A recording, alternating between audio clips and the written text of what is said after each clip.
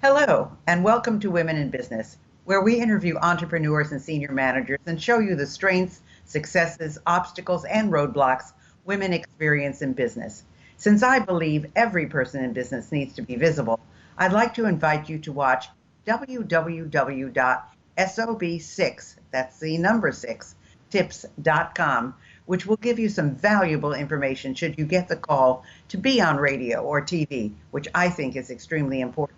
If you'd like to contact me personally, drop me a line at Gayle Carson, that's Gayle, Gayle Carson 13 at gmail.com, or go to my website, www.spunkyoldbroad.com, and sign up for my weekly newsletter.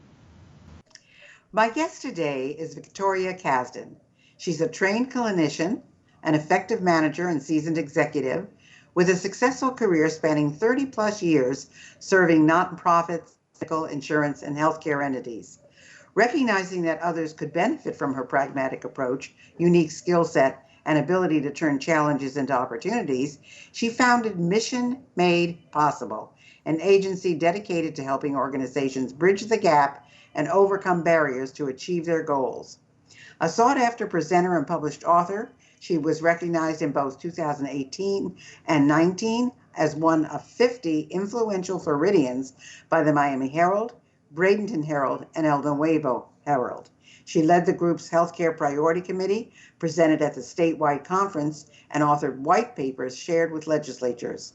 She holds an RN diploma from Cook County School of Nursing, a Bachelor of Science in Nursing, and a Master's in Public Health Management from the University of Illinois, Chicago, and is a licensed insurance agent for health, life, and variable annuities.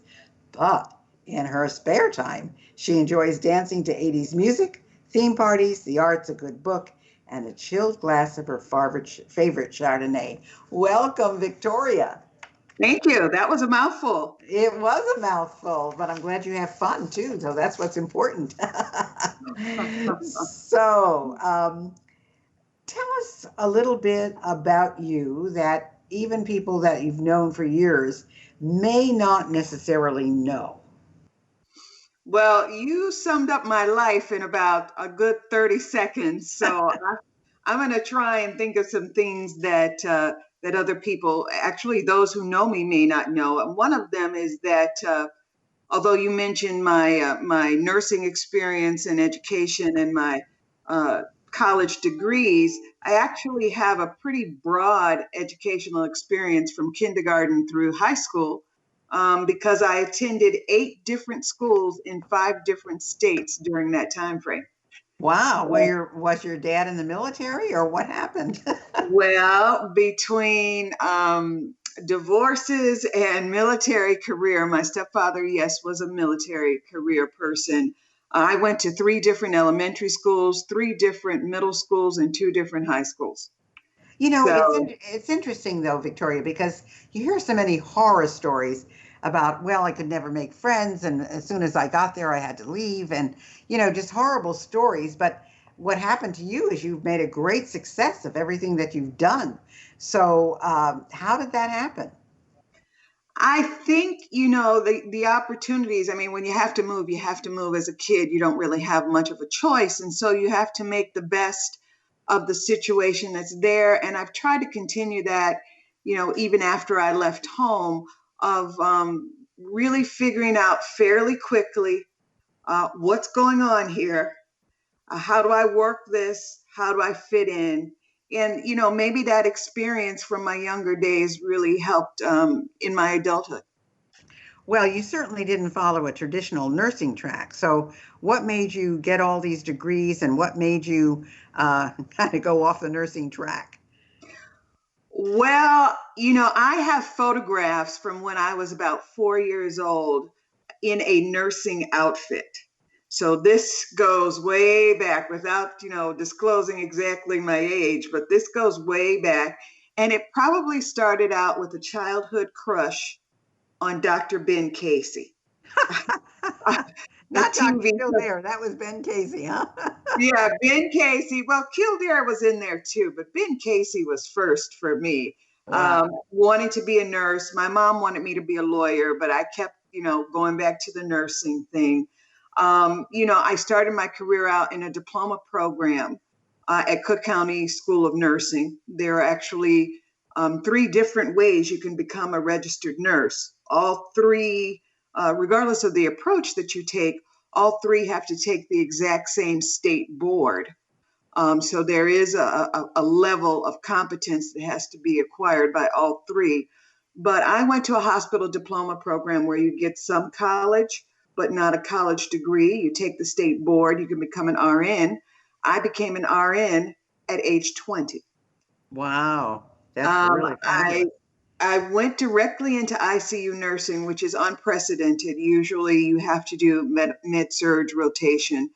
But I went directly into ICU nursing, and I worked at University of Illinois Hospital in inner city Chicago. And you can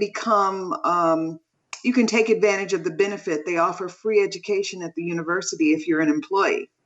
So I took a course or two. I worked evening shift. I was single. During the day, I took a course or two at the university, finished a bachelor's in nursing. Later decided after 7 years in ICU nursing, I might want to do something different. Continued to leverage that benefit, went back for a graduate degree, this time in public health, so that I could have more opportunities than just nursing if I chose to.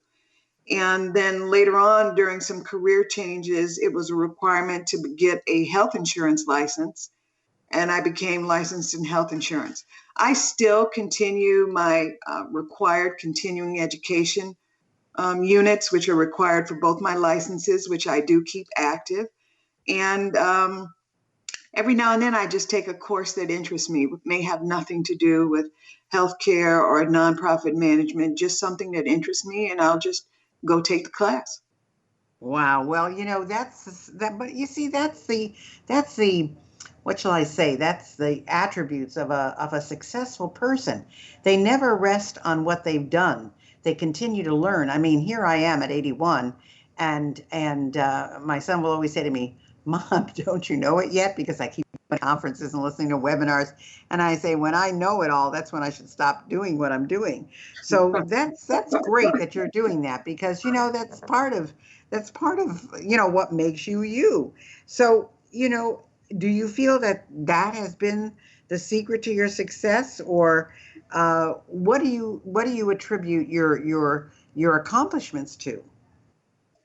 Well, I'm not sure if anyone is ever really successful. I don't know if anyone actually believes that about themselves, that I have reached this point and there's nothing else to do. I can't make it any better than it already is. So I think people view you as being successful. I think, personally, I don't consider myself successful because, like you said, there are other things and other opportunities for me to take advantage of. Um, and so I think that the opportunities and the experiences that I've had, the good ones, certainly outweigh the bad ones.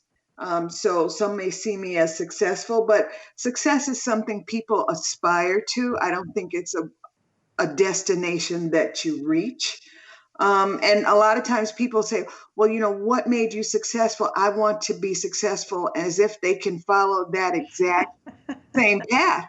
But, it's, as well as I do, it's a combination of things. I mean, obviously, there's effort and motivation by the individual, but timing and luck come into your achievements, and you can control your efforts and your motivation, but you don't have a lot of control over the timing and the luck. You have control over your choices. And so my mother, was very strong-willed, but I left home at 17 with, not much. And so it was pretty much up to me to decide what my path was going to be. I know I wanted a certain lifestyle. How was I going to achieve that? And I just tried to stay on track, even when, there were times when I got derailed a few times, but, you just get back up and you keep going forward. That's what I was just going to say. In fact, I was going to almost ask you that as the next question, is that everybody who's successful has had horrible, horrible incidents where, something has really derailed them. And some people have gone through bankruptcy. Some people have gone through, losses. Some people have just a whole bunch of things. Well, you had some experience as an African American female in both traditional and non-traditional roles. And what did you do in dealing with them, or maybe you even continue to have to deal with them, as terms of challenges that were associated with not only gender bias, but racial bias? Well, looking at some of the different things that people look at you as an employee, I count as what some people refer to as a twofer. I'm a female and I'm African American. But I think, in dealing with that, I have to really know myself. I have to really know what I'm good at and, what some of my limitations are. And I know that I'm very goal driven. I love to solve problems. My family refers to me as the fixer, the fixer whisperer, they call me at home. I'm a planner. I'm very persistent. I'm not afraid to ask for people, regardless of their financial status, the role they play in an organization. I can do C-suite. I can do janitor. So it really doesn't matter. And I think that the challenge for me sometimes, particularly as an African American female, is there is that bias that you're an angry Black female. The angry Black female role, the difference in trying to differentiate being assertive versus being aggressive in the eyes of the receiver of your communication, whether that's verbal or written. That's always a fine line to walk, particularly for an African American female who is driven, who is persistent, who is goal oriented. There are different rules, so to speak, perceptions for men versus women. There's certainly also different perceptions and misconceptions along race. And so it is particularly challenging, but you have to turn that challenge into an opportunity for, as an African American female. And in many instances, I've been able to do that, but there have been some instances where I have not. Well, that's so interesting, really, Victoria, because um, there. Let's face it, women have challenges that men don't. We all know about the Me Too movement and everything else, and then it's doubly challenged when there's a racial issue involved. But again, it's those people who don't let that stop them, who go on. And you said something that I think is so important in defining a leader is that you can talk to the C-suite and you can talk to the janitor. And a true leader motivates everybody.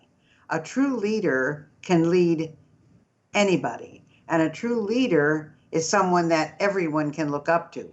So the fact that you can do that is just fantastic. But there's got to be something that gives you a pause or a challenge or a, oh my gosh, kind of feeling. What would that be? The one of the biggest challenges that gives me pause is what seems to be the recent increase in the level of aggression, the lack of kindness, the lack of civility that we are experiencing in our society, not just in the US, but I would say probably worldwide. And it is puzzling as to why is that increasing now? Was it always there? Are there things that are exacerbating that issue? How do we address that? How do we get back to being civil, being kind, still being able to voice different opinions, um, being receptive to different opinions and not so stubborn of once you have a platform, you can never change. And that seems to be a concern that gives me pause.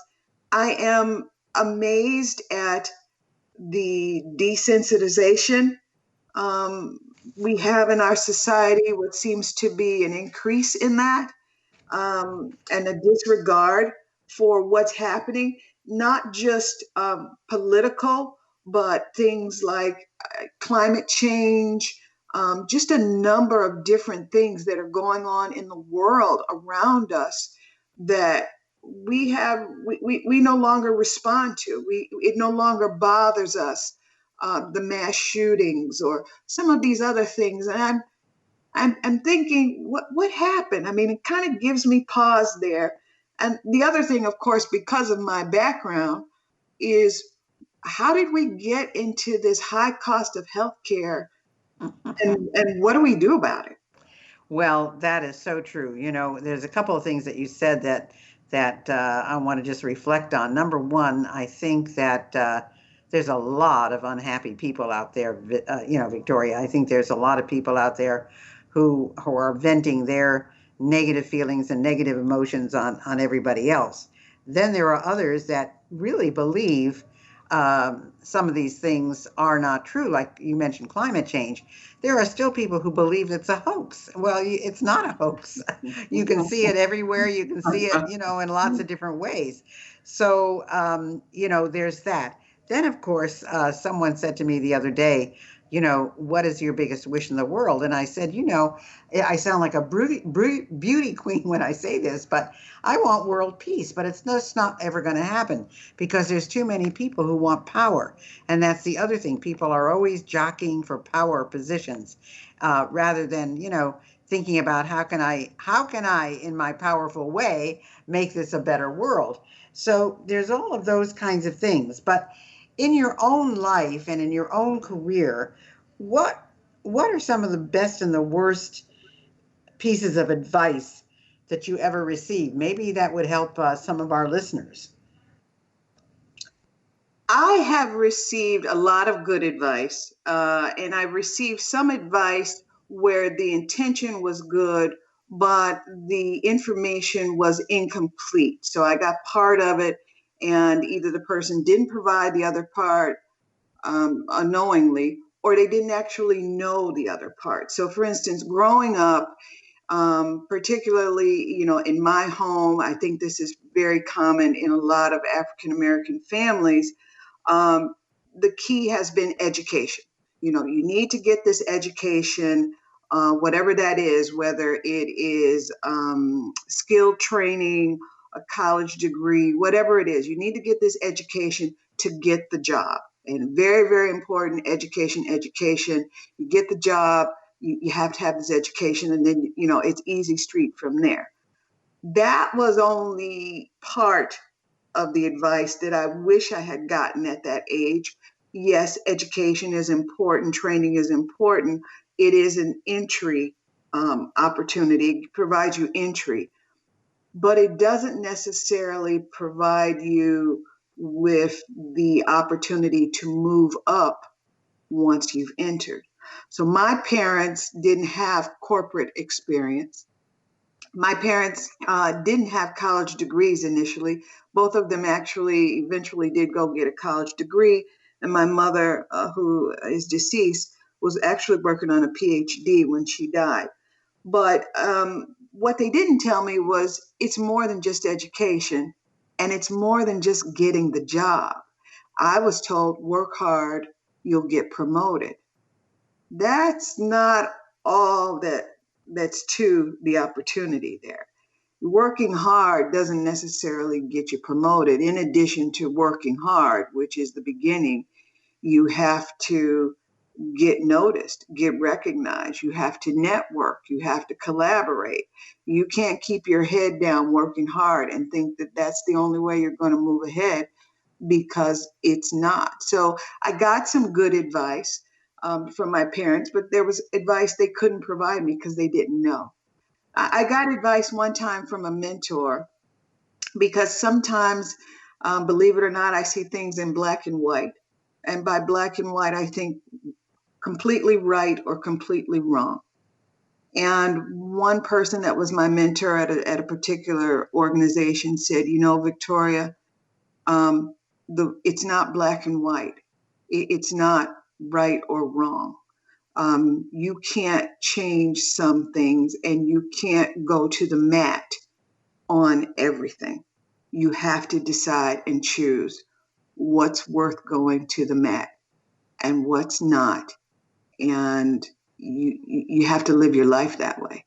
You That was have good advice. It was. You have to live your career that way because there's going to be a lot of stuff that goes on around you, and you have to decide where you want to call a shoe a shoe.